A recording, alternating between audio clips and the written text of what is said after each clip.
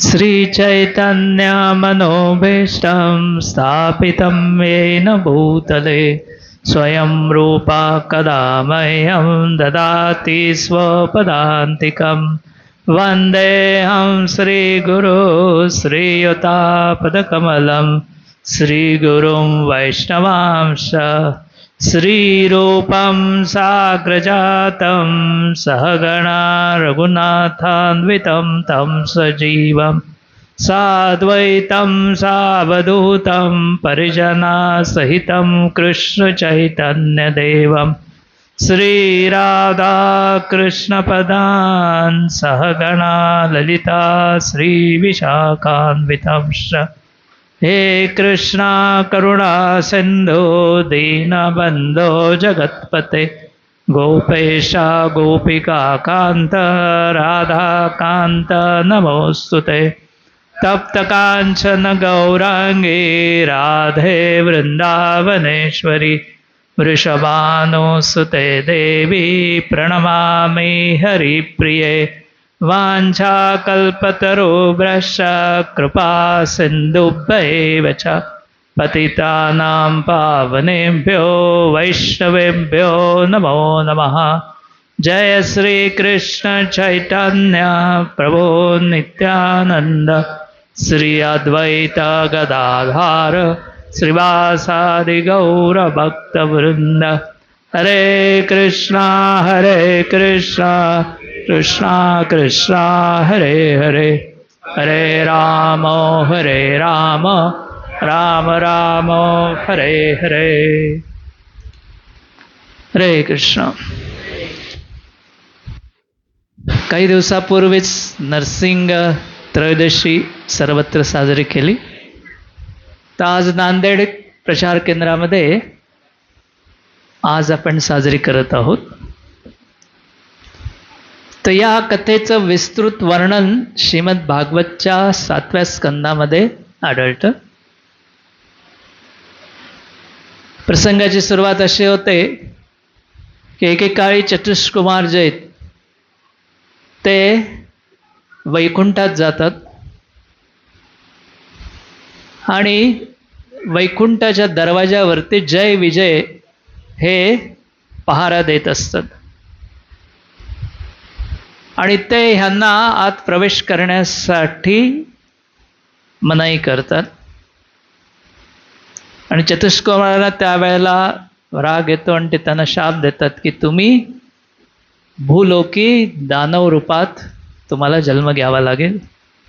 आणि त्या अनुषंगाने मग जय विजय जे ते हिरण्याक्ष आणि हिरण्यकश्यप या रूपात प्रगट होतात। आणि त्यामध्ये हिरण्याक्षाचा वध भगवंत वराह रूपात करतात। त्याचा वध झाल्यानंतर साहजिकच जे दानव कुटुंब होतं ते अत्यंत दुःखी झालं। हिरण्यकश्यप आहेत त्या सर्व दुःखी परिवाराचं सांत्वन करतात।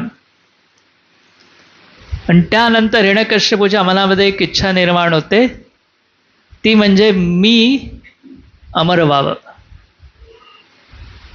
तर ही जी इच्छा आहे ती इच्छा पूर्ण करण्यासाठी ते घनघोर अशी तपस्या करतात।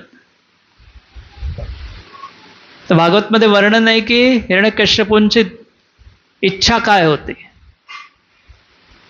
म्हणजे त्यांचं जी इच्छा होती की कोणीही माझ्यावरती विजय मिळवू शकणार नाही। अजेयम म्हणजे ज्याच्यावर कोणीही विजय प्राप्त करू शकणार नाही, अशी हिरण्यकश्यपूची एक इच्छा होती। त्याचबरोबर त्याची दुसरी इच्छा होती की जरा म्हणजे काय तर मला म्हातारपण येता कामा नये। आता म्हातारपणामध्ये काय असतं, आपले अनेक शरीराचे अवयव आहेत ते दुर्बळ होतात, काम करू शकत नाहीत। तर त्याला वृद्धापळ काळ नको होता। नंतर डेथलेस म्हणजे अमर मृत्यू नको होता। त्याचबरोबर त्याची आणखीन एक इच्छा होती, ते म्हणजे त्याला कुठलाही प्रतिस्पर्धी नको, एकटाच निरंकुश अशी सत्ता त्याला उपभोगायची होती। एक राजम म्हणजे मी एकटाच संपूर्ण विश्वाचा राज्य असेल. म्हणजे विश्व म्हणजे काय, तर त्याच्यामध्ये स्वर्गलोक सगळे चालेल. तर सर्व विश्वाचा मी एकटाच राजा असेन. तर या उद्दिष्ट समोर ठेवून तो तपस्या करण्यासाठी निघून जातो. त्याच्यामध्ये आपण बघायचं होतं की आता हिरण्यकश्यपूची इच्छा होती की त्याला वृद्धत्व नको, हे नको, सगळं काही त्याला नको होतं. तर या इच्छा ज्या आहेत, आता प्रत्येक व्यक्तीच्या काही ना काहीतरी इच्छा असतात. कोणाला काय व्हायचं असतं, कोणाला काय हवं असतं. कोणाची धनाची अपेक्षा असते, कोणाची शक्तीची अपेक्षा असते, कोणाला प्रसिद्धी पाहिजे, कोणाला आणखीन काय पाहिजे. अशा वेगवेगळ्या इच्छा असतात. परंतु भागवतमध्ये 2 प्रकारच्या इच्छा सांगितले की एक शुभ इच्छा आणि अशुभ इच्छा. तर प्रल्हाद महाराजांची पण इच्छा होती. ती इच्छा म्हणजे भगवंताची भक्ती करणं, ती शुभ इच्छा झाली.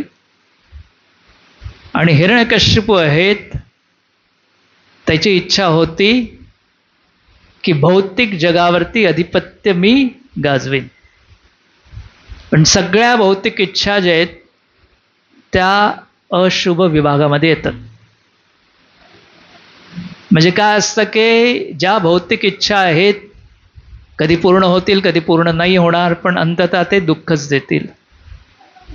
आणि ज्या आध्यात्मिक इच्छा आहेत त्यात आपण नक्कीच यशस्वी होणार. आणि कितीही प्रतिकूल परिस्थिती आली तरी शेवटी आपण त्याच्यात विजयच मिळवणार. हा जो फरक आहे हा कळणं जीवासाठी अत्यंत महत्त्वाचं आहे. कारण आपल्याकडे आहे काय, इच्छा करण्याचं एक स्वातंत्र्य आपल्याकडे असतं. हे जे स्वातंत्र्य आहे हे कधीच कोणी आपल्यापासून हिरावून घेऊ शकत नाही. आता प्रत्येकाच्या मनामध्ये अनेक इच्छा निर्माण होतात आणि ते प्रत्येकाचं स्वातंत्र्य आहे, कोण त्याला बाधा घालू शकत नाही. तर त्याच्यामध्ये काय कर, जीवात्म्याकडे ही इच्छाशक्ती जी आहे भगवंत त्याला पूर्ण त्याचं स्वातंत्र्य देतात. पण ह्या स्वातंत्र्याचा खरा उपयोग म्हणजे सर्व भौतिक अशुभ इच्छा त्याग देणं आणि शुभ इच्छा म्हणजे आध्यात्मिक इच्छा ज्याने आपण भगवंतांना संतुष्ट करू शकू अशा इच्छांचं प्रोत्साहन द्यायचं किंवा त्या इच्छा मनामध्ये वृद्धिंगत करायच्या. आता याच्यामध्ये 2 आहेत, पिता आहे हिरण्यकश्यपू, पुत्र आहे प्रल्हाद महाराज. त्या दोघांच्या इच्छा वेगवेगळ्या होत्या. प्रल्हाद महाराजांना शुद्ध भक्ती करण्याची इच्छा होती आणि हिरण्यकश्यपूला भौतिक जगावरती अधिपत्य गाजवायचं होतं.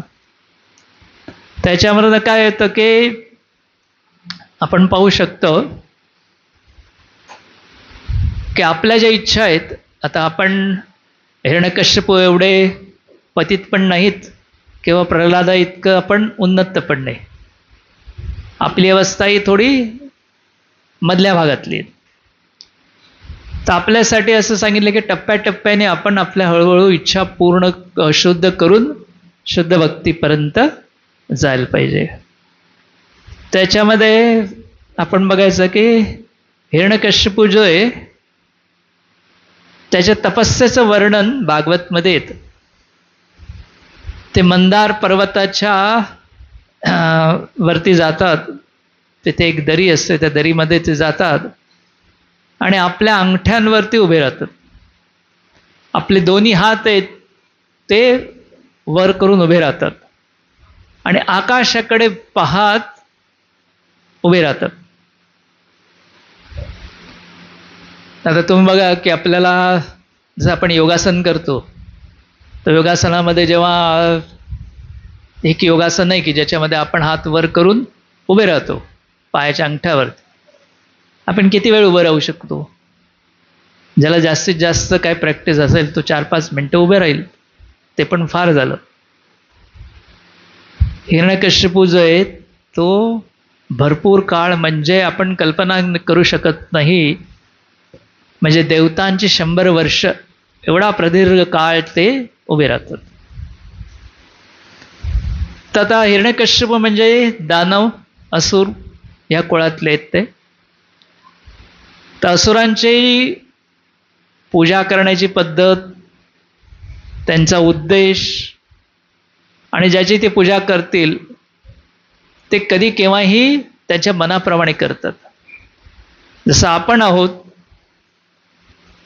आपण काय करतो जेव्हा आपल्याला कुठल्या विग्रहाची पूजा करायची असेल तर आपण पाहतो की शास्त्रात काही विधी सांगितलंय, आपल्या गुरुशिष्य परंपरेत कशा प्रकारे पूजा केली जाते त्याप्रमाणे आपण विधिवत शास्त्रसंमत अशा पद्धतीने पूजा करत असतो. परंतु दानवांचं तसं नसतं, ते आपल्याच मनाप्रमाणे अनेक गोष्टी करत राहतात. आणि मग पुढे सांगितलंय की या कठोर तपस्येचा भूलोकी परिणाम काय झाला. त्याने असं सांगितलंय की एवढी कठोर तपस्या केल्यानंतर प्रचंड तेज तिथे प्रगट झालं त्याच्या शरीरामध्ये, आणि त्याच्यामुळे काय होतं की त्याच्या मस्तकातनं प्रचंड असा प्रकाश तेज निर्माण झाला, आणि त्याची प्रखरता इतकी होती की ज्या वेळेला सृष्टीचा विनाश होतो त्यावेळेला प्रखर उष्णता निर्माण होते, त्या समान तेज हिरण्यकश्यपूच्या मस्तकातून प्रगट होत होतं. आणि त्याच्यामुळे काय झालं की ही जी उष्णता आहे, जे देवता ज्या ठिकाणी देवलोकात राहतात त्या उष्णतेची तीव्र झळ तिथपर्यंत पण पोचली, आणि त्यामुळे काय व्हायला लागलं की जागतिक तापमान म्हणजे विश्वाचं तापमान वाढायला लागलं. सर्व नद्या आहेत, जे महासागर आहेत ते सुद्धा शुद्ध होऊ लागले. तर अशा रीतीने असं वाटायला लागलं की जणू काही सृष्टीचा विनाश काळच जवळ येत चाललंय. म्हणजे चहूदिशाने प्रचंड तेज अग्निसमान प्रगट व्हायला लागलं. आणि याच्यामध्ये काय झालं होतं की हिरण्यकश्यपूच्या या तपस्येमुळे देवतागण जे आहेत ते त्यांना त्यांचा देवलोक सोडावा लागला, आणि ते मग ब्रह्माजीकडे गेले. ब्रह्माजीचा ब्रह्मलोक आहे हा भौतिक सृष्टीतला सर्वोच्च लोक असा मानला जातो. आणि मग सगळे देवतागण ब्रह्मदेवाकडे जातात, त्यांच्याकडे प्रार्थना करतात की तुम्ही सृष्टीत चाललेला हा उत्पात आहे तो कसंही करून थांबवा. तुम्ही देवतांमध्ये प्रमुख आहात, आणि आमचं जे आहे ते उष्णतेने आम्ही अगदी होरपळून गेलो. आमच्या देवलोकामध्ये आम्ही राहू नाही शकत. आता जेव्हा पृथ्वीचं तापमान थोडं 40च्या पुढे जातं, 45च्या पुढे जातं, आपल्याला पण थोडा राहायला त्रास होतो. पण देवतागणात कसं असतं की देवतागणात एवढी उष्णता नसते, अतिशय सुंदर असं थंड वातावरण असतं, तेथे काही रोगराई नसते, वृद्धत्व नसते. तर त्याच्यामध्ये जाऊन मग सर्व देवतांनी ब्रह्मदेवाला विनंती केली, जर आपली इच्छा असेल तर आपण हा उत्पात थांबवावा. आम्ही तुमचे जे आज्ञाधारक नागरिक आहोत, आणि आमचं तुम्ही रक्षण करा. अशी दिन याचना जे आहेत ते ब्रह्मदेवाकडे जातात आणि करतात. म्हणजे याचं असं असतं की ज्या वेळेला आपली जीवनात अशी परिस्थिती निर्माण होते जे आपण स्वतः सोडवू नाही शकत, तर मग आपण काय करतो, नेहमी वरिष्ठांकडे जातो आणि त्यांना विनंती करतो. तर तसंच देवतागण जे आहेत ते ब्रह्मदेवाकडे गेले, आणि त्याबरोबर देवतागण पण फार हुशार होते. त्यांना सांगायचं होतं की हा जो हिरण्यकश्यपू आहे त्याची योजना काय, त्याला काय पाहिजे, काय अपेक्षित आहे. आता कसं आहे की देवतागण त्यांना भय आहे की हिरण्यकश्यपू आपलं राज्य हिरावून घेईल, आपली संपत्ती हिरावून घेईल, आपलं देवलोक हिरावून घेईल. तर त्यामुळे ते अगोदरच ब्रह्माजीला सतर्क करण्याचा प्रयत्न करत होते. आता हा जो हिरण्यकश्यपू तपस्या करतोय, तुम्हाला माहिती आहे का त्याच्या तपस्याच्या मागचा अंतस्थ हेतू. तर ते सांगतात की हा जो आहे तुमचंच ब्रह्मदेवाचं पद घेईल. त्यानंतर कारण त्याला माहिती असतं की ब्रह्मदेवाला जे पद प्राप्त झाले ते तपस्येमुळेच प्राप्त झाले आणि तशीच तपस्या हा करतो आहे. त्यानंतर जर हा बलवान होऊन जर त्याने विश्वावरती राज्य केलं तर हा काय करेल, सगळ्या गोष्टी उलट्यापालट्या करून टाक. म्हणजे पुण्य आहे ते पाप होईल आणि पाप आहे ते पुण्य होईल. म्हणजे कसं आहे की ज्या गोष्टी शास्त्रात संमत सांगितलेत की या गोष्टी केल्याने ज्या चांगल्या आहेत, विश्वाच्या कल्याणासारख्या आहेत, तर त्या सगळ्या गोष्टी तो उलट्या करून टाकेल. पाप केलं तर त्याला बक्षीस देईल, पुण्य केलं तर त्याला शिक्षा देईल. म्हणजे जी देवतांनी आणि विशेषतः भगवंताने जी सृष्टीची रचना केली आहे आणि सांगितले की कसं तुम्ही राहायला पाहिजे, बरोबर त्याच्या उलटी व्यवस्था हा करणार आहे. आणि त्याप्रमाणे सगळी जे ही देवस्थानं वगैरे आहेत ती तो नष्ट करेल. तर ही जी हिरण्यकश्यपूच्या हृदयातली अंतस्थ इच्छा आहे, तेव्हा तुम्ही सावध राहा. तर आता कसं आहे की आपल्या मनामध्ये ज्या इच्छा येतात, आता समजा भक्तांच्या मनामध्ये इच्छा येत असतील तर बऱ्याच इच्छा येतात आपल्या मनामध्ये. बऱ्याच वेळेला आपल्याला बरंच काही व्हावं असं वाटतं, पण मग आपण काय आदर्श पाळायचा. तर त्याच्यामुळे एक चैतन्य चरितामृत जो ग्रंथ आहे त्या ग्रंथामध्ये एक महाप्रकाश लिहिला आहे. म्हणजे ज्याच्यामध्ये चैतन्य महाप्रभू व्यासस्थानावर बसतात आणि प्रत्येक भक्ताला विचारतात, बाबा तुझी काय इच्छा आहे, आणि ती इच्छा ते पूर्ण करतात. आणि भक्त पण भगवंतापुढे अतिशय सुंदर अशी प्रार्थना करतात. वास्तविक भक्तांना मागण्यासारखं काहीच नसतं, सेवेव्यतिरिक्त ते दुसरं काही मागतच नाहीत. तर त्या ज्या प्रार्थना आहेत त्या आपण नेहमी वाचल्या पाहिजेत आणि आपल्या प्रार्थना त्या प्रार्थनेच्या अनुषंगाने करायला हव्यात. कारण आता प्रार्थना कशी करायची हे आपल्याला माहिती नाही. तर जे शुद्ध भक्त आहेत, जे महान भक्त आहेत, त्यांनी जशी प्रार्थना केली त्या प्रार्थनेनुसार आपण शिकून त्या पद्धतीने आपण प्रार्थना करायला हवी. कारण शुद्ध भक्तांच्या ज्या काही इच्छा आहेत त्या इच्छा सर्व जे आहेत ते भगवंत पुऱ्या करतात. जसं शिला प्रभुपाद आहेत, शिला प्रभुपादांनी मुंबईमध्ये जुहूचं मंदिर स्थापन केलं. तर त्यावेळेला ते मंदिर स्थापन करताना बऱ्याच अडचणी आल्या. कारण जो मालक होता त्या मालकाला जमीन द्यायची नव्हती. म्हणून तो मालक काय करायचा, एकाबरोबर एकाला जमीन विकायचा, थोडे पैसे ॲडव्हान्स द्यायचा आणि मग नंतर काहीतरी कारण सांगून तो करार रद्द करायचा आणि दुसऱ्याबरोबर करार करायचा. तर असं करून त्यांनी इतरांना फसवलं होतं. आणि त्याला तसं वाटलं की आपण इस्कॉनबद्दल पण तसंच करू. पण प्रभुपाद जे आहेत ते त्यांना ह्या गोष्टी माहिती होत्या आणि प्रभुपादांनी बरोबर सर्व गोष्टी आहेत त्या योग्य कायदेशीर पद्धतीने हाताळल्या. आणि प्रभुपादांनी प्रभुपादांची इच्छा होती की ते सुंदर असं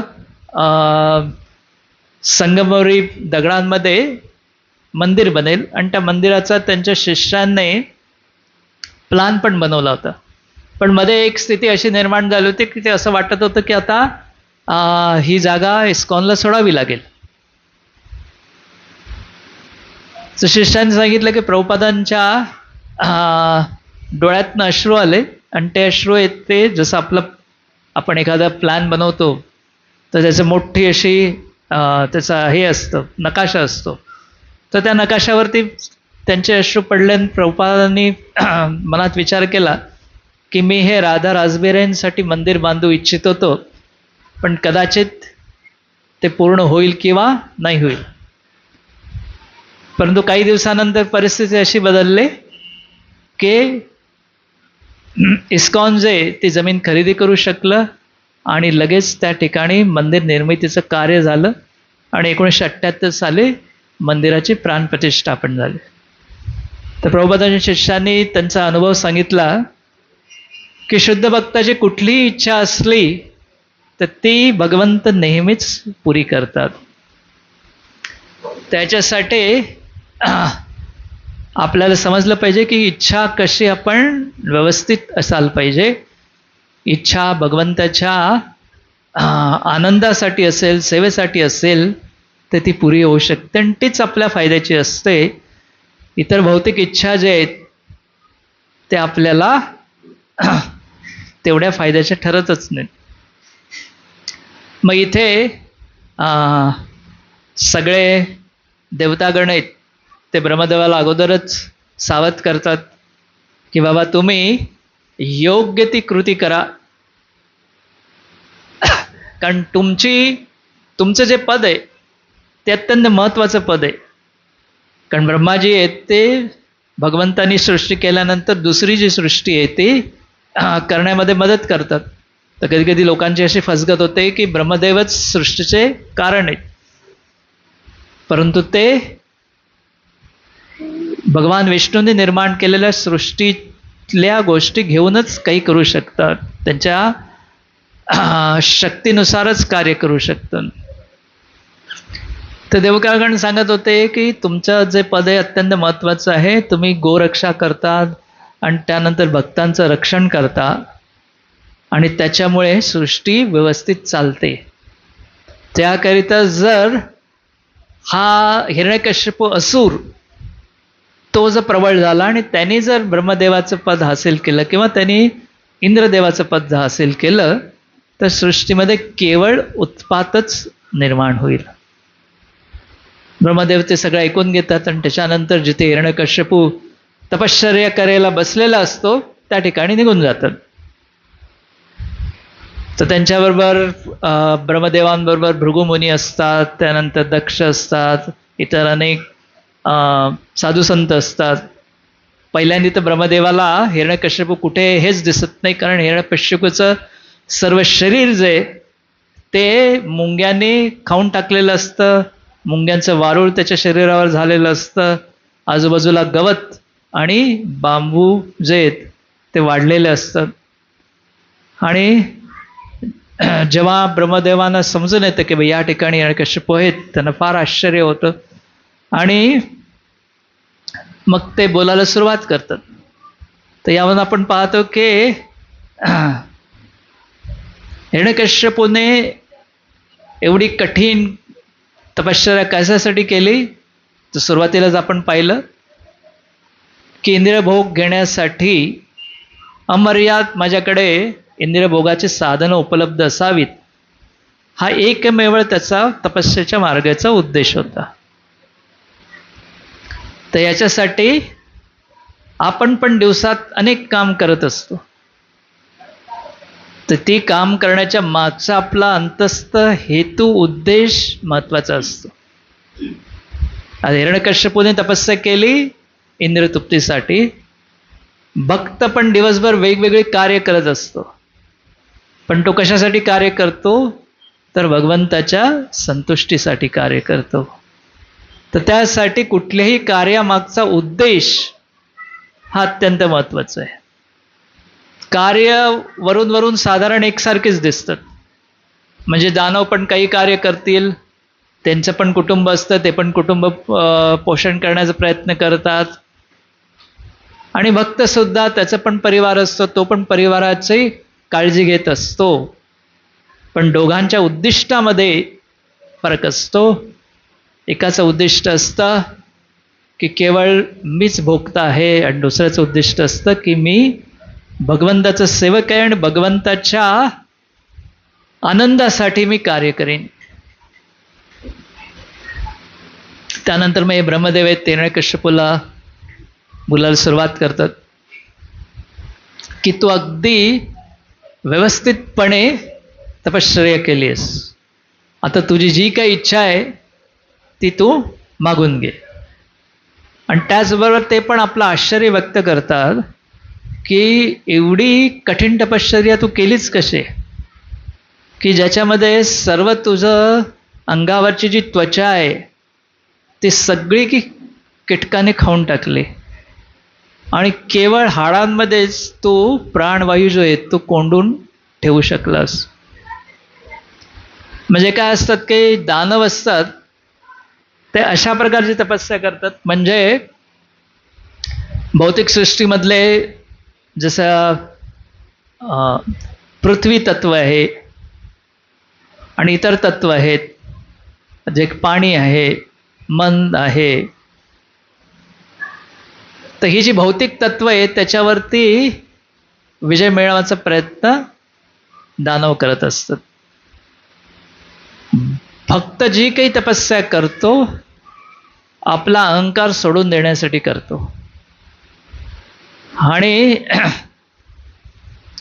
भक्तियोगी हे जे आहे ते त्याच्याकडचे जे काही गोष्टी असतात त्या भगवंताच्या सेवेमध्ये ते लावतो. त्याची जी इच्छा आहे, स्वतःची जी इच्छा आहे ती पण इच्छा तो भगवंताच्या इच्छेमध्ये सामील करून टाकतो. त्या सर्व सांगण्या मागण्याचा उद्देश काय, भगवंतानी जे आपल्याला इच्छा करण्याचं स्वातंत्र्य दिलंय त्याचा आपण कधीही दुरुपयोग करता कामा नये. कारण जर दुरुपयोग केला तर आपण भविष्यात पाहतो की किती नुकसान होऊ शकतं. आता एवढं सगळं जे ते हिरण्यकश्यपू करत राहिला आणि त्याच्यानंतर त्यांनी काय मिळवलं, तर जे काही राज्य मिळवलं, जी काही संपत्ती मिळाली ती काही क्षणिकच राहिली, काही वर्षांसाठीच राहिली आणि ती नष्ट होऊन गेली. तर चुकीची इच्छा असेल तर प्रचंड मेहनत करून हाती काहीच लागत नाही, पण जर शुभ इच्छा असेल तर तुम्ही नेहमी सुरक्षित राहू शकतात. प्रल्हाद महाराज आहेत, प्रत्येक पावलोपावली जे आहेत भगवंताचा कृपाहस्त त्यांच्यावर राहिला. अनेक संकट आली तरी त्या संकटातनं ते अगदी सहजपणे तरून जाऊ शकले. मग इथे ब्रह्मदेव जे आहेत ते हिरण्यकश्यपूची थोडी प्रशंसा करतात की बाबा तू जे काय केलंय त्याला अजिबात तोड नाही, म्हणजे इतिहासात असं कोणीच केले नाही. म्हणजे न भूतो न भविष्यती, न तर भूतकाळात कोणी असं केलंय न तर भविष्यकाळात कोण असं करेल. पूर्वी एक महान संत होते भृगुमुनी, त्यांनी पण अशीच कठोर तपस्या केली, पण तुमच्या इतके त्यांनी केली नाही. तशा पद्धतीने त्यांनी विचारलं की देवतांचे 100 वर्ष तू कसं काय बाबा तुझं प्राणाचे रक्षण करू शकलंस. तर त्याने सांगितलं की तुझ्या धैर्याने आणि तू केलेल्या तपश्चर्याने तू मला जिंकलेलं आहेस. तर असं असतं की ब्रह्माजी जे आहेत ते गुरु आहेत, त्यांच्यापासून गुरु शिष्य परंपरा चालू होते. भगवंताकडनं त्यांना ज्ञान प्राप्त होतं, साक्षात भगवंत त्याला हृदयामध्ये ज्ञान देतात. तर जर तुम्ही कुठल्याही वैष्णवांकडे गेलात तर वैष्णव 2 प्रकारच्या गोष्टी तुम्हाला देऊ शकतात. तुम्ही जर त्यांच्याकडनं काही भौतिक मागितलं तर भौतिक देतील, तुम्ही जर त्यांच्याकडनं काही आध्यात्मिक मागितलं तर ते आध्यात्मिक देतील. तसं आहे की नारद मुनी सुद्धा ब्रह्मदेवांकडे गेले होते, पण नारद मुनींनी ब्रह्मदेवांकडनं भक्तीचं ज्ञान घेतलं आणि ब्रह्मदेवांनी त्याला दिलं. आता हिरण्यकश्यपू पण जातोय ब्रह्मदेवांकडे, पण कशासाठी जातो, तर भौतिक गोष्टी प्राप्त व्हावा, भौतिक लाभ प्राप्त व्हावा म्हणून ते जात आहे. तर याकरिता आपल्याला पण लक्षात ठेवलं पाहिजे की कधीही कोणाकडे भौतिक गोष्टी मागण्यासाठी जाऊ नये. कारण भौतिक गोष्टी मागितल्या तर एवढे म्हणजे ब्रह्मदेवासारखे प्रसन्न होऊन त्या ठिकाणी उपस्थित आहेत. हिरण्यकश्यपूचे सगळे समस्या नष्ट करू शकले असते, त्याला ते आध्यात्मिक ज्ञान देऊ शकले असते, परंतु त्यांनी काय मागितलं? सुरुवातीला आपण चर्चा केली, मी अमर व्हावं, मला मृत्यू नको, मला वृद्ध व्हायचं नाहीये, मी एकटाच राजा होईन, मला कोणीही शत्रूच नको. म्हणजे पूर्णपणे शत्रुपक्ष जो आहे तो विश्वातूनच नष्ट करायचा. त्याच्यासाठी काय की ब्रह्मदेवाकडे दोन्ही गोष्टी आहेत. ते पाहिजे तर भौतिक वरदान पण देतात आणि पाहिजे तर आध्यात्मिक वरदान सुद्धा देऊ शकतात. त्याच्यामध्ये कसं असतं की आता युधिष्ठिर महाराज आहेत, जेव्हा ही प्रल्हाद महाराजांची कथा ऐकतात तेव्हा त्यांना वाटतं की माझ्यापेक्षा प्रल्हाद महाराज फारच भाग्यवंत आहेत, भगवंत त्यांच्याकडे किती दयाळू आहेत. तशाच पद्धतीने कसं असतं की भगवंताचे जे भक्त आहेत ते आपल्याला नेहमी आठवण करून देतात की या जगामध्ये खरं फॉर्च्यून म्हणजे खरा लाभ कशात आहे. आणि याच्यामध्ये मग ब्रह्मदेव त्याला सांगतात की बाबा आता तुला काय आशीर्वाद पाहिजेत, काय वरदान पाहिजेत ते तू मागून घे, कारण मी इथे तुझ्यासमोर उपस्थित आहे. तर म्हणजे ब्रह्मदेव उपस्थित आहेत, प्रसन्न आहेत, ते पाहिजे ते वरदान देऊ शकतात. आणि मग त्याच्यामध्ये सगळ्यात प्रथम ते हिरण्यकश्यपूला काय करतात, त्याची जे शरीर आहे ते पुन्हा पूर्ववत करतात किंवा अतिशय सुदृढ असं करतात. तर ब्रह्मदेवातल्या कमंडलूतनं पाणी घेतात आणि ते हिरण्यकश्यपूवरती शिंपडतात आणि हिरण्यकश्यप एकदम तरुण व्यक्तीसारखा होतो. वज्रासमान त्याचं कठीण शरीर होतं आणि अतिशय सुंदर असं रूप त्याला प्राप्त होतं. आणि मग आता हा काय करतो, हिरण्यकश्यपू अगदी नम्रतेने साक्षात दंडवत प्रणाम जो आहे तो ब्रह्मदेवांच्या समोर करतो. आणि मग प्रणाम झाल्यानंतर अत्यानंदाने उठतो, त्याच्या डोळ्यात अश्रू असतात आणि त्याचे केस जे आहेत तसे उठून उभे राहिलेले असतात आणि अगदी गदगदलेल्या स्वरामध्ये तो बोलायला सुरुवात करतो. आता बघा हिरण्यकश्यपूचं तपस्या अगोदरचं वागणं, तपस्यानंतर वरदान मिळाल्यानंतरचं वागणं हे अतिशय क्रूर आणि कठीण होतं. परंतु आता काय की मला ब्रह्मदेवांकडनं वरदान प्राप्त होणार आहे, तर त्यासाठी त्यांनी साक्षात दंडवत त्यांना पण घातला. त्याच्यासाठी काय तर कधी कधी दानव पण आपण अत्यंत नम्र आहोत असं दाखवतात, पण त्यांच्या नम्रतेमध्ये अंतस्थ हेतू काय, तर मला वरदान मिळाली, वरदान मिळाल्यानंतर मग अमर्याद असा उपभोग घेण्यासाठी ते निघून जातात. आणि मग हिरण्यकश्यप ते पण ब्रह्माजीची स्तुती आरंभ करतात आणि अशा पद्धतीने ब्रह्मदेवाचे स्तुती करतात, जणू काही साक्षात ते विष्णूच आहेत, भगवंत आहेत, अशा प्रकारे ते स्तुती करायला आरंभ करतात. परंतु ब्रह्मदेव हे दुय्यम क्रिएटर आहेत. मुख्य जे आहेत ते म्हणजे त्यांनी केलेली स्तुती ही समर्पक कोणासाठी आहे तर भगवान श्रीकृष्णांसाठी आहे. परंतु हा काय करतो, ती सगळी स्तुती येते ब्रह्मदेवांच्या समोर बोलायला सुरुवात करतो. आणि मग तो सांगतो की तुम्हीच आद्य आहात, तुम्हीच जे संसाराचं बीज आहात आणि सगळं ज्ञान विज्ञान चे मूर्तिमान रूप आहात, असं जसं सगळं ते सांगायला सुरुवात करतात. आणि मग त्याच्यानंतर अशी सगळी झाल्यानंतर मग मुख्य मुद्द्याला हात घालतात की बाबा मला जे वरदान पाहिजेत, तर सगळ्यात प्रथम असतं की मला अमरत्व प्राप्त व्हावं.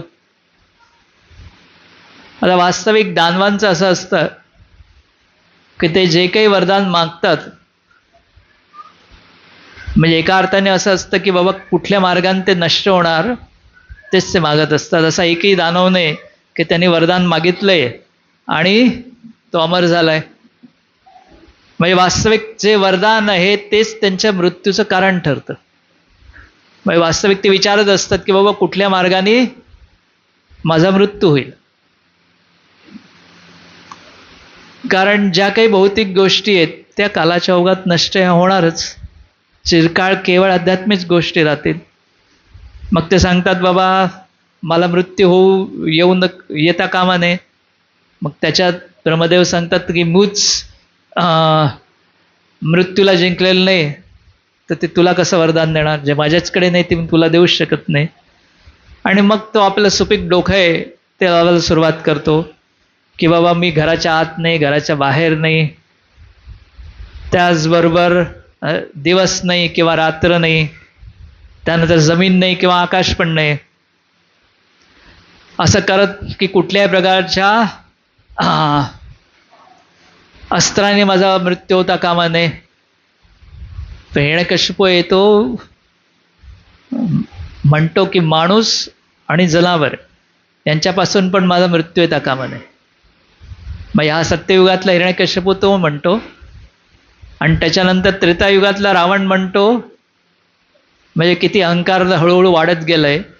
हिरण्यकशिपूने मानवांपासून पण संरक्षण मागितलं, पण रावणाला काय अहंकार होता की मानव माझं काय बिघाडू शकतात, मीच एवढा शक्तिशाली आहे. तर मानव किती जरी शक्तिशाली असला तरी युद्धात ते मला हरवणार नाहीत. त्यामुळे मानवाचं रावणाने नव्हतं मागितलं, पण हिरण्यकशिपूने मागून घेतलं होतं. आणि सांगितलं देवता नाही, दानव नाही, त्यानंतर सर्प नाहीत, त्यानंतर खालच्या जे पाताळ लोकातले लोक आहेत त्यांच्यापासून पण नाही. तसंच जे ते मला एकट्यालाच विश्वावरती पूर्ण राज्य करण्याचं स्वतंत्र व्हावं. त्यामुळे काय असतं की ह्या सगळ्या गोष्टी त्यांनी सांगितलेत. आणि हे सांगताना कसं की हिरण्यकशिपू म्हणजे बाह्यदृष्टीने तुम्ही बघितलं वर्णनावरनं, तर जसं काही एक ज्याला इस्टॅटिक सिम्पटम्स म्हणतात, म्हणजे जी सुंदर अशी लक्षणं आहेत ती त्याच्यात प्रगट झाली होती, परंतु भक्तीने जी लक्षणं प्रगट होतात ती वेगळी असतात. त्यानंतर चैतन्य महाप्रभूने षट गोस्वामींना हाच आदेश दिला होता की तुम्ही सर्व नानाविध शास्त्र त्याचं अध्ययन करून ग्रंथ लिहा की जे कलियुगातले लोक समजू शकतील. आणि ते ग्रंथ वाचल्यानंतर कलियुगातल्या लोकांना काय समजेल की खरा हिरा काय आहे आणि फुटलेली काच काय. तर फुटलेली काच आहे त्याची काय किंमत आहे, आणि खरा हिरा जो आहे तो अत्यंत मौल्यवान असतो. तर भगवंताची भक्ती ही खऱ्या हिरा समान आहे. आणि भौतिक ऐश्वर आणि भौतिक सुख हे एका काचेच्या फुटलेल्या तुकड्या समान आहेत. आणि म्हणून गोस्वामीचं लिटरेचर वाचल्यानंतर आपल्याला हे समजून येतं की आपण आपली इच्छा आहे ती कशी शुद्ध करू शकतो. जर आपली इच्छा अशा प्रकारे जर ती अपवित्र असेल, म्हणजे हिरण्यकश्यपूच्या सर्व इच्छा भौतिक असल्यामुळे त्या अपवित्र आणि दानवी इच्छा झाल्या. त्याच्यामध्ये कसं असतं की आपलं उद्दिष्ट आहे, जे काही आपण जीवनामध्ये करणार आहोत ते कशासाठी करणार हे अत्यंत महत्त्वाचं आहे. कारण लोकांचा असा भ्रम असतो की भगवंताची भक्ती करणं म्हणजे फार कठीण आहे आणि इंद्रियतृप्ती अतिशय सोपी आहे. परंतु हिरण्यकश्यपूच्या उदाहरणानं तुम्ही समजू शकता की देवतांची 100 वर्ष म्हणजे देव देवताचा एकच दिवस म्हणजे आपले 6 महिने आणि 6 म्हणजे आपलं 1 वर्ष देवतांचा एक दिवस असतो असं पकडून तुम्ही बघा की 100 वर्ष म्हणजे किती प्रदीर्घ कालावधी झाला. आणि एवढी प्रचंड तपस्या करून किती काळ हिरण्यकश्यपू उपभोग घेऊ शकला? जास्त काळ नाही घेऊ शकला. तर वास्तविक आपली भ्रामक कल्पना असते की इंद्रियतृप्ती मिळवणं सोपं आहे आणि भगवंताची भक्ती कठीण आहे, पण वास्तविक भक्ती ही अतिशय सोपी आहे आणि भौतिक जे सुखोपभोग आहेत ते मिळवणं अत्यंत कठीण असतं. कारण आता भगवंताला संतुष्ट करण्यासाठी काय आवश्यक आहे? भगवंत स्पष्ट सांगतात गीतेमध्ये, पत्रम पुष्पम फलम तोयम, जे कुठेही अगदी सहजपणे मिळू शकतं. जर तुमच्याकडे फूल असेल तर फूल द्या, पत्र असेल तर पान द्या, किंवा काहीच नसेल तर पाणी द्या. अगदीच काही नसेल तर तुम्ही मनामध्ये सुद्धा भगवंतांना भोग अर्पण करू शकता. म्हणजे त्याचा अर्थ असा नाही की आपल्याकडे भरपूर सुविधा आहेत पण मनामध्ये भगवंताला काय अर्पण करायचं. जर आपल्याकडे काहीच नसलं तरी सुद्धा केवळ भावनेने आपण भगवंतांना संतुष्ट करू शकतो. आणि जेव्हा भगवंत संतुष्ट होतील तेव्हा खराखुरा आनंद आपल्याला प्राप्त होऊ शकतो. तर तेच आहे की जेव्हा प्रल्हाद महाराज आपल्या सह अध्यायींना, म्हणजे प्रल्हाद महाराज ज्या गुरुकुलात होते शिकत होते, तर त्या गुरुकुलातले शिक्षक आहेत ते सुद्धा प्रल्हाद महाराजांना भौतिक ज्ञान शिकवत असत, राजकारण शिकवत असत, त्यात कसा भेद करायचा ते शिकवत असत. हा माझा मित्र पक्ष आहे, हा माझा शत्रू पक्ष आहे, शत्रू पक्षाचा कसा विनाश करायचा, मित्र पक्षाचं कसे वृद्धिंगत करायची, अशा गोष्टी ते शिकवत असतात. परंतु प्रल्हाद महाराज जे आहेत, जेव्हा आपले शिक्षक दूर गेले का सगळ्या दानवपुत्रांना भगवंताच्या भक्तीचं ज्ञान दे. आणि ते नारद मुनींकडनं शिकले होते की कसं साधकाने राहायला पाहिजे, कशी साधकाने साधना केली पाहिजे आणि साध्य काय असलं पाहिजे. तर भगवंताची भक्ती हे साध्य हे प्रल्हाद महाराज मातेच्या गर्भामध्ये असताना नारद मुनीकडनं शिकले होते.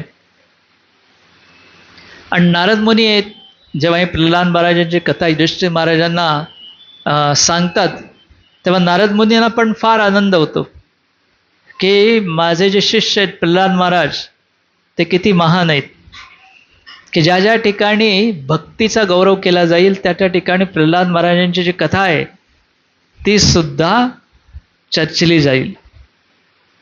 तर आता आपण बघूया की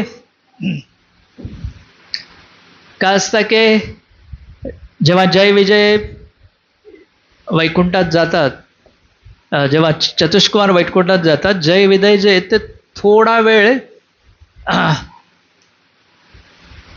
एक त्यांच्या हातून चूक घडते आणि त्याच्यामुळे वैकुंठात असलेले जय विजय जेव्हा ते चतुष्कुमाराला असंतुष्ट करतात त्यांचं भूलोकी पतन होतं. आणि इथे प्रल्हाद महाराज जे आहेत ते असुर कुळामध्ये आहेत, दानवांच्या घरात राहत आहेत, परंतु त्यांनी नारद मुनीसारख्या संतांना, नारद मुनीसारख्या गुरूंना संतुष्ट केलेलं असतं आणि त्यामुळे ते भगवंताची भक्ती प्राप्त करू शकतात. तर परिस्थिती कशी असू शकते. प्रत्येक बऱ्याच जणांना वाटतं की परिस्थिती आमच्या परिस्थिती हे अत्यंत प्रतिकूल आहे, आता या परिस्थितीमध्ये आम्ही भक्ती कशी करायची. पण प्रल्हाद महाराजांचं उदाहरण पहा की त्यांच्या आजूबाजूला चोहोबाजूला केवळ दानवच दानव आहेत.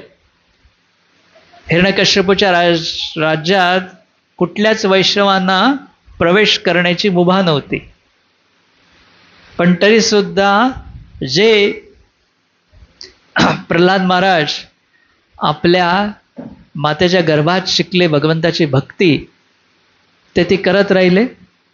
आणि त्याच्यामुळे काय होतं की ज्या वेळेला हिरण्यकश्यपू हा प्रश्न विचारतो, बाबा तुझ्याकडे एवढी शक्ती कशी? कारण हिरण्यकश्यपू असं आहेत की प्रचंड क्रोधी असत. भागवतमध्ये वर्णन आहे की नेहमी नशेत राहिल्यामुळे त्यांचे डोळे जे आहेत ते नेहमी लाली लाल असत.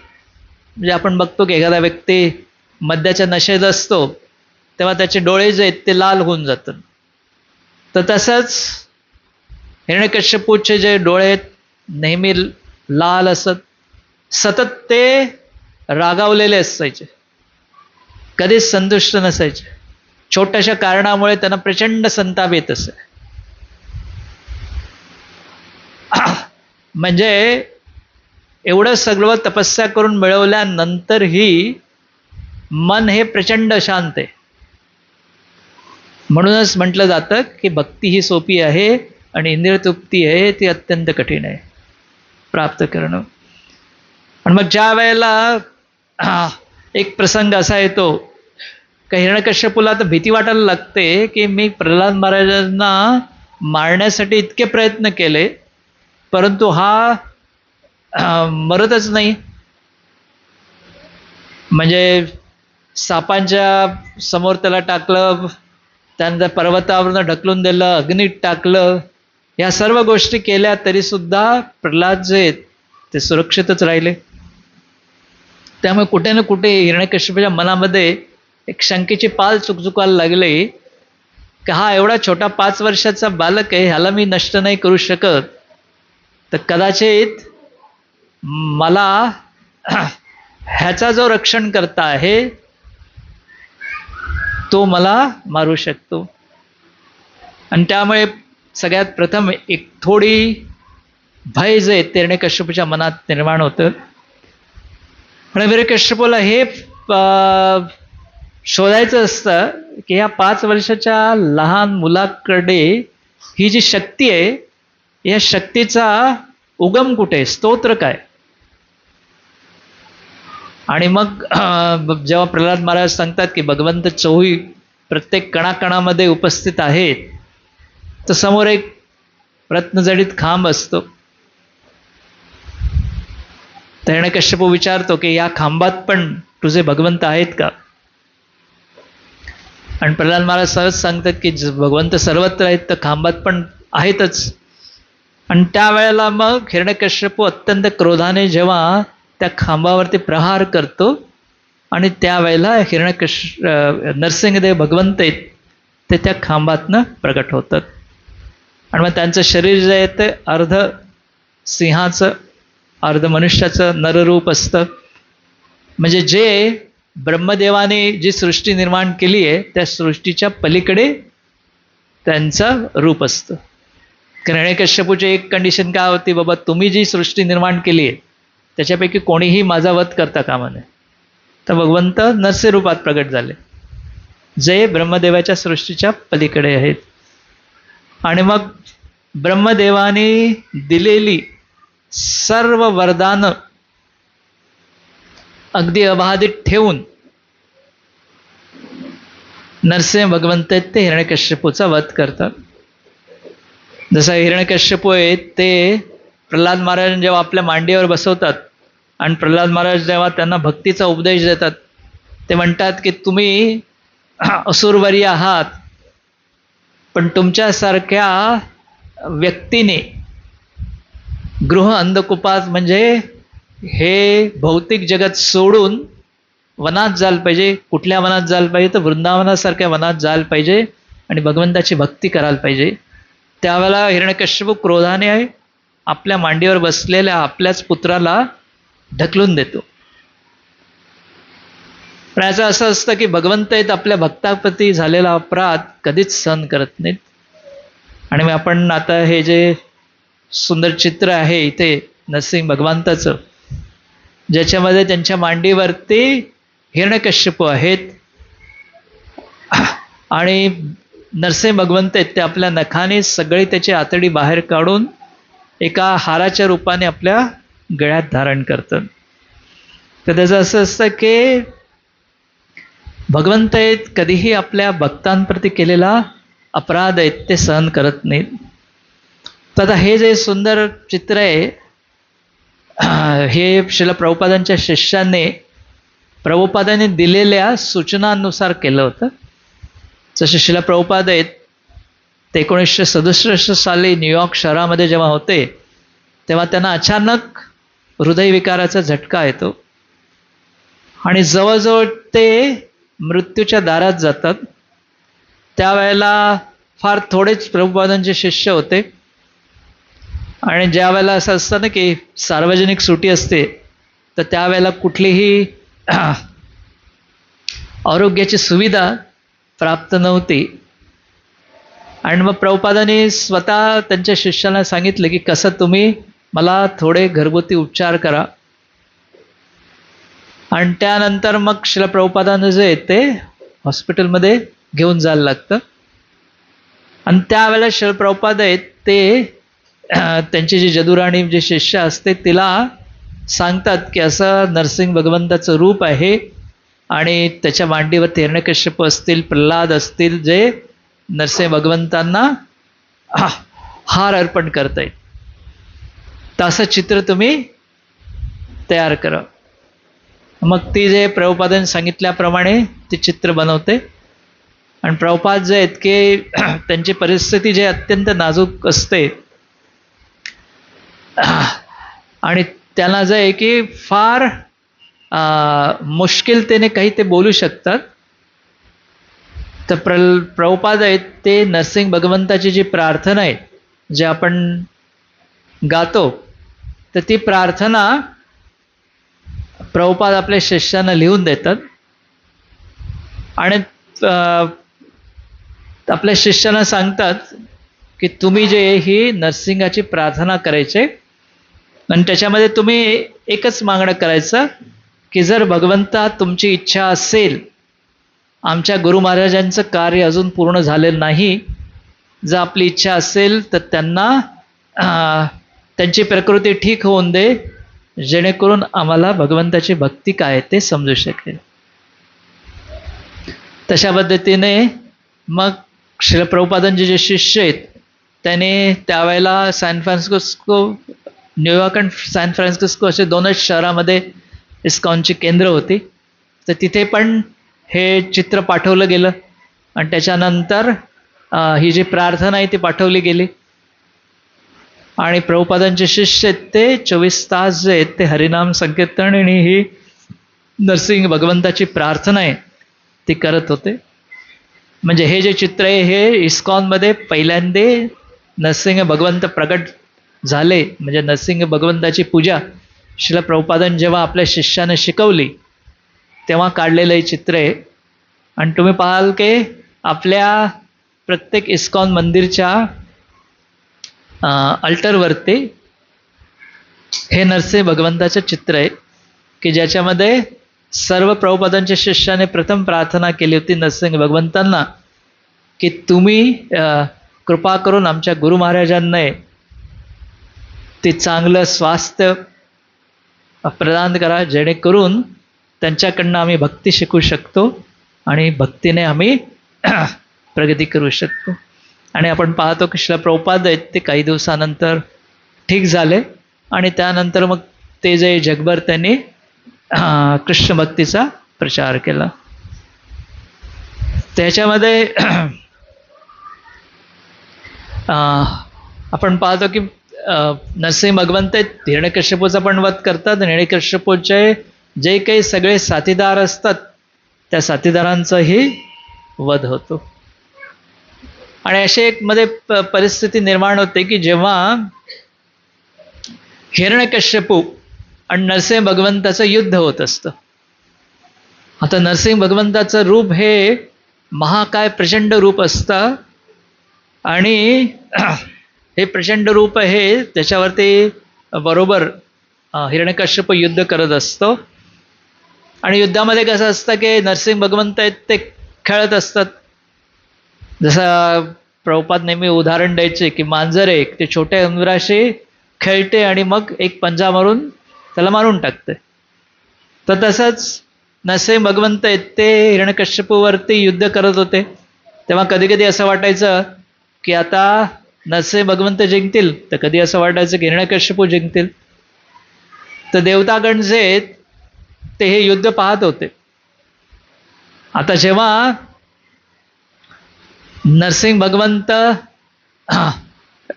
जिंकतील असं वाटत होतं तेव्हा देवतागण पुढे येऊन टाळ्या वाजवायचे आणि ज्या वेळेला हिरण्यकश्यपू जिंकेल असं वाटायचं तेव्हा देवतागण जे गुपचूप लपून बसायचे. म्हणजे आता असं आहे की साक्षात नरसिंह भगवंत प्रकट झाले तरी सुद्धा देवतांच्या मनावरती एवढा विश्वास नव्हता की कदाचित जर नरसिंह भगवंतांनी हिरण्यकश्यपूचा वध नाही केला, त्याला अभयदान दिलं आणि आता त्यांनी जर पाहिलं की युद्धाच्या वेळेला आम्ही नरसिंह भगवंताच्या वतीने टाळ्या वाजवत होतो आणि हा जर पुन्हा राज्यावरती बसला तर आपली काय हाल होईल. तर त्यामुळे काय होतं की त्यांची जी श्रद्धा आहे ती तेवढी परिपक्व नव्हती. प्रल्हाद महाराजांची श्रद्धा परिपक्व होती. त्याच्यामुळे आपण पाहतो की नंतर जेव्हा नरसिंह भगवंत हिरण्यकश्यपूचा वध करतात तेव्हा झाल्यानंतर सगळी देवतागण समोर येतात, प्रार्थना करायला सुरुवात करतात. परंतु जोपर्यंत प्रल्हाद महाराज पुढे येऊन प्रार्थना करत नाहीत तोपर्यंत नरसिंह भगवंताचा राग शांत होत नाही. कारण प्रल्हाद महाराजांची या हृदयात जी भक्ती आहे आणि जी श्रद्धा आहे, जो विश्वास आहे, तेवढा विश्वास देवतागणांमध्ये नसतो. कारण मध्येच त्यांच्या मनामध्ये कुठेतरी शंकेची पाल चुकलेली असते की अचानक जर नरसिंह भगवंतांनी काय मन बदललं आणि ह्याला अभयदान दिलं, कारण भगवंत आहेत, कोणालाही अभयदान देऊ शकतात. परंतु प्रल्हाद महाराज जे आहेत ते पूर्णपणे शरणागत होते आणि त्याच्यामुळे काय होतं की देवतांना पण समजलं की प्रल्हाद महाराज एकमेव व्यक्ती आहे या क्षणी भगवंताचा राग शांत करू शकतात. साक्षात लक्ष्मी देवी आहे, ती सुद्धा पुढे जायला तयार होत नाही. त्यासाठी शरणागती जी आहे ती अत्यंत महत्वाची आहे. आता जर तुम्ही बघितलं की जसं पुराचं पाणी असतं तर पुराच्या पाण्यामध्ये हत्ती सुद्धा वाहून जातो, पण मासे आहेत ते मात्र अगदी सहजपणे पुराच्या पाण्यात पण पोहू शकतात.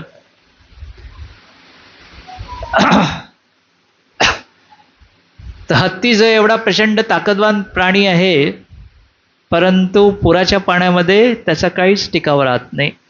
परंतु मासे जे आहेत ते पाण्यात शरणागत आहेत आणि त्यामुळे पाण्यापासून त्यांना काहीच भय नाही. तर अशा पद्धतीने काय असतं की मग देवतागण जे आहेत ते त्यांच्या बुद्धीने, आता देवतांची बुद्धी आहे ते आपल्यापेक्षा फार प्रगल्भ असते, चांगली असते. आपल्यापेक्षा ते अतिशय सुंदर शास्त्रशुद्ध पद्धतीने आणि अतिशय सुमधुर स्वरामध्ये आणि व्यवस्थित अशी प्रार्थना करू शकतात. परंतु त्यांची प्रार्थना नरसिंह भगवंतांना तेवढी आवडली नाही. परंतु प्रल्हाद महाराज काय आहेत ते अगदी अजाण आहेत, निरागस आहेत, श्रद्धा आहे, भक्ती आहे आणि पूर्ण विश्वास भगवंतावरती आहे. त्यामुळे प्रल्हाद महाराजांची जी प्रार्थना आहे ती भगवंतांना फार आवडते. आणि त्याच्यात असं असतं की वैष्णव आहे तो कधीच स्वतःला परिपूर्ण समजत नाही. जसं कृष्णदास कविराज गोस्वामी आहेत, एवढे महान संत आहेत, ज्यांना नित्यानंद प्रभूंनी स्पष्ट आदेश दिला होता की तुम्ही चैतन्य चरितामृत ग्रंथाची निर्मिती करा. आणि भगवंताच्या आणि नित्यानंद प्रभूंच्या आशीर्वादाने ते चैतन्य चरितामृत ग्रंथाची लिखाण करायला सुरुवात करतात. पण सुरुवातीला प्रार्थना काय करतात की मी जगाई मदाई यांच्यापेक्षाही अधम पतित आहे. त्याचं असं नाही की ते केवळ शाब्दिक प्रार्थना आहे, तरी अंतःकरणातनं प्रगट झालेली प्रार्थना आहे. तर त्यावेळेला कसं असतं की असं सनातन गोस्वामी आहेत ते सुद्धा स्वतःला अपवित्र समजत असत, कारण मी यवन सरकारमध्ये त्यांची चाकरी केली आहे की जे जगाई मदाईने सुद्धा केलेलं नाही. त्यामुळे कसं असतं की भगवंताचा जो शुद्ध भक्त आहे तो अत्यंत नम्रतेने प्रार्थना करतो आणि त्यामुळे भगवंत प्रसन्न होतात. जसं श्रील प्रभुपाद उदाहरण द्यायचं की जेव्हा प्रभुपाद होते तेव्हा दुसरं जागतिक महायुद्ध होतं. आणि जे मोठे मोठे लोक असायचे, राजकारणी नेते होते, तर त्यांच्या घरामध्ये असा बंकर असायचे, शेल्टर्स असायचे की ज्याच्यामध्ये जाऊन ते बसायचे. आणि जेव्हा शत्रूचा हे यायचा, अटॅक यायचा, त्यावेळेला सगळेजण जाऊन ते कुठल्या तरी बॉम्ब शेल्टरमध्ये जाऊन बसून राहायचे. परंतु श्रील प्रभुपाद जे आहेत ते मात्र काय करायचे, त्यांना विश्वास होता की जर भगवंतानी ची इच्छा असेल तर ते माझं संरक्षण करतील, आणि ते मात्र नेहमी भगवंताच्या पूजेमध्ये मग्न राहत. त्यांनी कधीच असा विचार नाही केला की जसं की सायरन वाजल्यानंतर शत्रुपक्षाचा अटॅक आला असं समजल्यावरती सगळेजण जे आहेत ते कुठल्या तरी आश्रयाला निघून जायचे. जसं भक्तिविनोद ठाकूर आहेत, त्यांनी काय प्रार्थना केलंय की मारो बी राखो बी जो इच्छा तुम्हारा. त्याच्यामध्ये हे काय, तर जी भगवंताची इच्छा असेल त्यानुसार ते राहायचे. प्रल्हाद महाराज पण त्याच भावनेत होते, जर भगवंताची इच्छा असेल तर ते माझे संरक्षण करतील, इच्छा नसेल तर जी भगवंताची इच्छा आहे ते होईल. तर नसे भगवंत प्रकट होतात ज्याने प्रल्हाद महाराजांचं महान चरित्र आपण समजू शकतो. आणि आता आमच्या गोवर्धन इको विलेजमध्ये श्रीला प्रभुपादांचे एक बलिमर्दन म्हणून शिष्य आहेत, ज्यांनी श्री प्रभुपादांचे कृष्ण भावनामृत जे प्रचार आहेत तो ऑस्ट्रेलिया देशामध्ये सुरुवात केला. अनेक काही प्रमुख सेंटर्स जे आहेत ते स्थापन करण्यामध्ये त्यांचा हातभार होता. मुंबईचं जे जुहू मंदिर आहे त्याच्या उभारणीचे सुरुवातीचे काही वर्ष जे आहेत ते सुद्धा त्या प्रोजेक्टमध्ये होते. तर या नरसिंह चतुर्दशी दिवशी त्यांनी एक आठवण सांगितली की एकदा श्री प्रभुपाद जे आहेत ते ऑस्ट्रेलियामध्ये होते, आणि ऑस्ट्रेलियामध्ये असताना त्यांनी बलिमर्दन प्रभू आहेत त्यांना आपल्या खोलीमध्ये बोलवलं, आणि बलिवर्धन प्रभूंनी पाहिलं की प्रभुपादांच्या डोळ्यातनं अश्रू वाहत आहेत. आणि प्रभुपाद बलिवर्धन प्रभूंना सांगत होते की या जगामध्ये इतके लोक आहेत की कृष्ण भक्ती नसल्यामुळे त्यांना एवढा प्रचंड त्रास होत आहेत, आणि त्यांना आपण कशी कृष्ण भक्ती प्रदान करू शकू. तर प्रल्हाद महाराजांची एक प्रार्थना अशीच येते की ज्याच्यामध्ये प्रल्हाद महाराज काय म्हणतात की मी स्वतः भगवतधामी जाऊ इच्छित नाही, मी या भौतिक जगामध्ये राहून लोकांना प्रचार करीन. जे लोक भगवंताच्या भक्ती विहीन आहेत त्यांना मी भक्ती देण्याचा प्रयत्न करीन. प्रल्हाद महाराजांचा भाव काय, तर माझा केवळ मी स्वतःचा उद्धार करणार नाही, परंतु या जगात दुःखात असलेल्या प्रत्येक बद्ध जीवाचा मी उद्धार करीन, ही प्रल्हाद महाराजांची भावना होती. आणि आपण पाहतो की श्री प्रभुपादांच्या मनामध्ये पण हाच भाव होता, आणि म्हणूनच ते वृंदावनात सारखी सुंदर अशी स्थिती आहे की जे राधा दामोदर मंदिर आहे, जिथे षडगोस्वामींचं निवासस्थान आहे, अशा ठिकाणी श्रील प्रभुपाद राहत होते वृंदावनात, आणि व्यवस्थितपणे त्यांची कृष्णभक्ती चालू होती. तर हे सगळं सोडून ते पाश्चात्य देशामध्ये गेले, न्यूयॉर्कमध्ये गेले, आणि जेव्हा तिकडे गेले तिथे त्यांच्याकडे खिशात काही पैसे नव्हते, कुठलेही लोक त्यांना ओळखत नव्हती. रस्त्यात उतरल्यानंतर आता डावीकडे जायचं का उजवीकडे जायचं हे सुद्धा त्यांना माहिती नव्हतं. पण जाण्यामागचा हेतू काय होता की लोकांना जर मी भगवंताची भक्ती दिली तर हे लोक नक्कीच खऱ्या आनंदाची प्राप्ती करतील. त्या भावनेने श्री प्रभुपाद जे आहेत ते पाश्चात्य देशामध्ये गेले. प्रल्हाद महाराजांचा पण हाच भाव होता की मी भगवंताच्या वतीने बद्ध जीवांना भक्ती प्रदान करीन. तर इस्कॉन संस्था, इस्कॉन संस्थेमध्ये आपण मुख्य कार्य हेच करतो की आपण स्वतः भगवंताची भक्ती करतो, त्याचबरोबर जास्तीत जास्त लोकांना कसं कृष्ण भावनामध्ये आकर्षित करता येईल हे आपण पाहतो. त्याकरिता आपण विविध योजना बनवतो आणि बरीच मेहनत घेतो जेणेकरून जास्तीत जास्त लोक आहेत ते कृष्ण भक्तीचा स्वीकार करतील आणि कृष्ण भक्तीचा स्वीकार केल्यामुळे ते खरोखर आनंदित होऊ शकतील. जसं आपण पाहिलं की श्रील प्रभुपाद जेव्हा ते जलदूत जहाजाने जात होते तर जहाजातनं जात असताना श्रील प्रभुपादांनी ज्या काही कविता लिहिलेत त्या कवितेचा भाव आणि प्रल्हाद महाराजांच्या प्रार्थनेचा भाव एक समान असा आढळून येतो. त्याच्यामध्ये काय आहे तर कितीही जरी संकट आली तरी भगवत भक्तीचा प्रचार जो आहे तो निश्चयाने करत राहायचं. तर आपण श्री प्रभुपादांची मुख्य इच्छा हीच होती की कसं जास्तीत जास्त लोकांना भगवंताची भक्ती प्राप्त व्हावी. त्याप्रमाणे आपण तोच भाव घेऊन जास्तीत जास्त लोकांना हा भगवत भक्तीचा लाभ दिला. तर जसं सुरुवातीला आपण चर्चा केली की हिरण्यकश्यपूची इच्छा आहे ती अशुभ होती, प्रल्हाद महाराजांची इच्छा ही शुभ होती. अशुभ इच्छा असल्यामुळे काय झालं, तेवढे प्रचंड कष्ट करूनही त्यांना शांती तर लाभलीच नाही आणि ते नष्ट झाले.